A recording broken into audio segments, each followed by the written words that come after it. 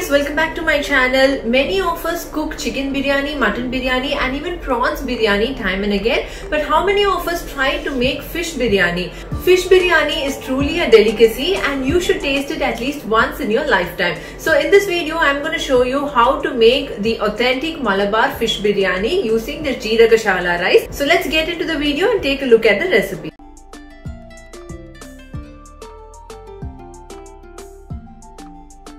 Let's first marinate the fish slices. Add 1 tablespoon ginger garlic paste to a plate, half teaspoon salt, quarter teaspoon turmeric powder, 1 teaspoon coriander powder, 1 teaspoon chili powder and half teaspoon cumin powder. Give this a good mix and add about 1 tablespoon oil. Adding oil allows the fish to absorb the masala in a better way and it also does not stick to the pan.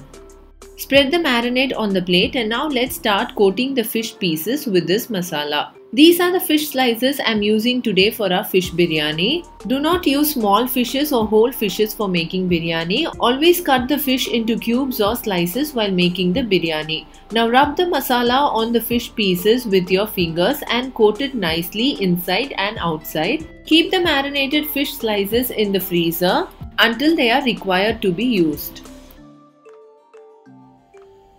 To a pan, add 2 teaspoons ghee. Add a few cashew nuts and raisins, roast it until it becomes golden brown. Remove it from the pan and keep it aside. This is for garnishing purpose, so we will need this only at the end.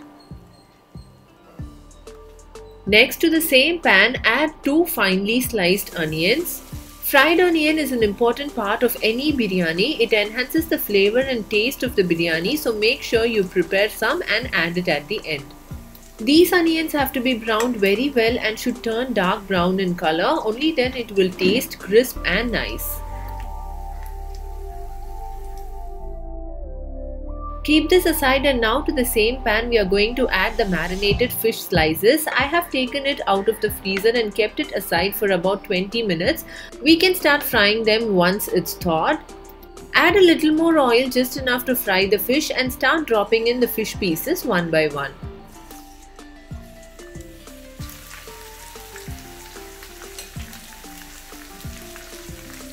Shallow fry the fish pieces on both the sides for about 4 to 5 minutes and then remove it from the oil and keep it aside.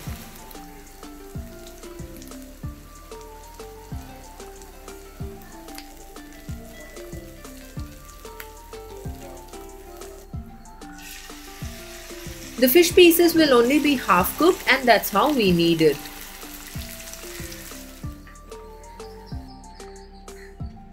Keep the fried fish pieces aside and to the same pan add some more oil to prepare the fish gravy. Make sure you use only the same pan, only then it enhances the taste of the fish curry and of the biryani. To the pan add 2 bay leaves, 2 cinnamon sticks, half star anise, 5 cloves, 4 cardamoms and 3 green chilies. Saute it and then add 2 onions finely sliced. Saute this until it becomes brown and then add 2 tablespoons of ginger garlic paste.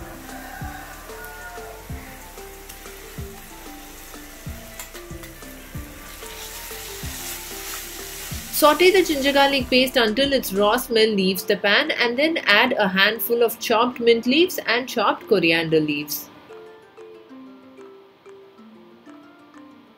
Mix this well and then I'm adding about 4 roughly chopped tomatoes.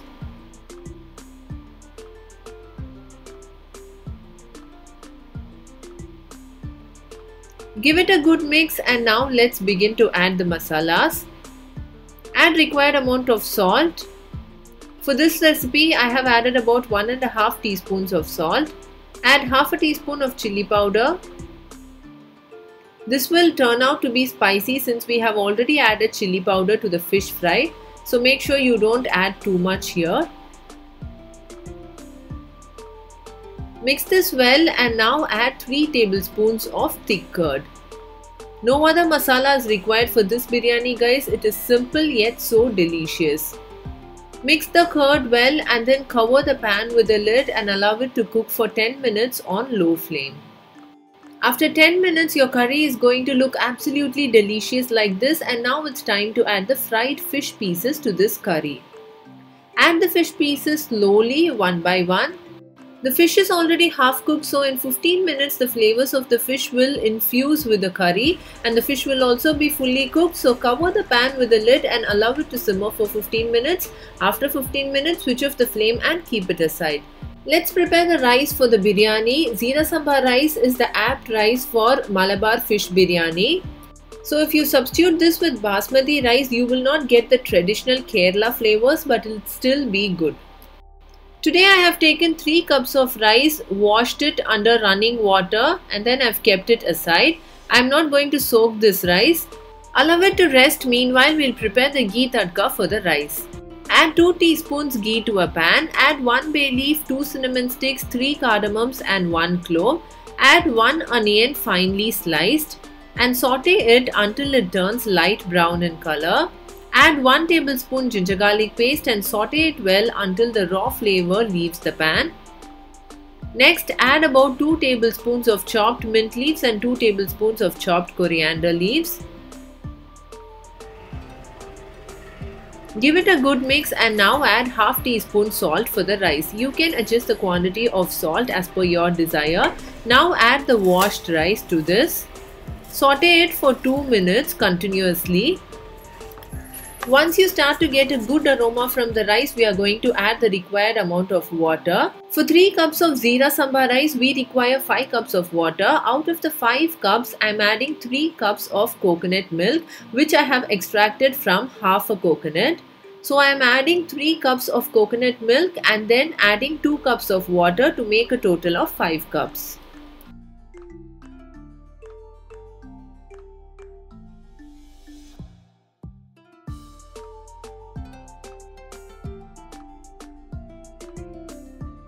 This rice is basically called ghee rice, which is also made separately for mutton curry or chicken curry.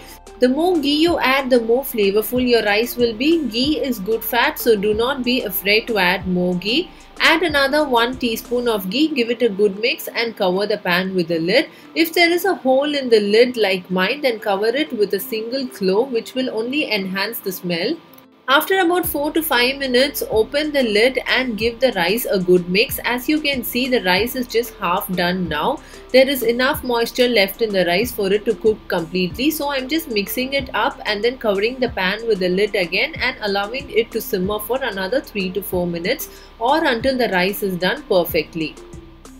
After 4 minutes, you can see how well my rice has turned out to be.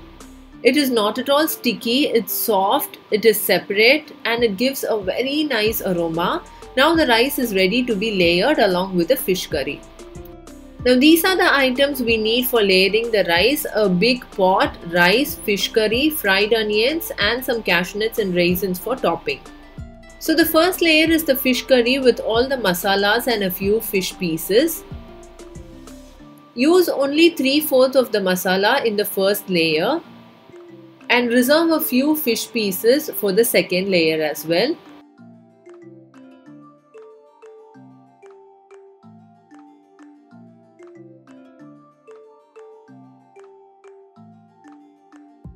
I have placed almost all the masala here and I have reserved only 4 fish pieces for the second layer.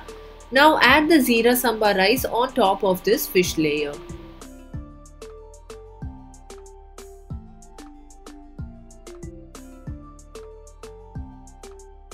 Make a nice thick layer and then level it. On top of this rice, we are going to place the reserved 4 pieces of fish along with some masala.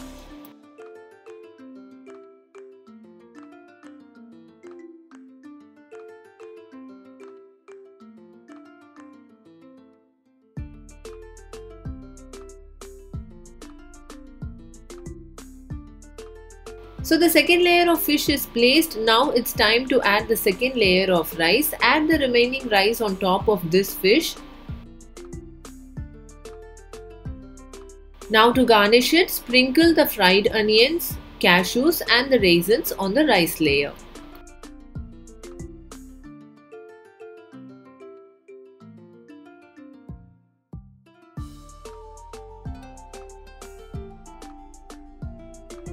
Our biryani looks amazing now. It is time to close the pan with the lid and keep it on dum. For the dum, I have heated up a tawa on medium flame, and on the tawa I have kept the biryani pot, and on top of it I have kept a heavy cooker.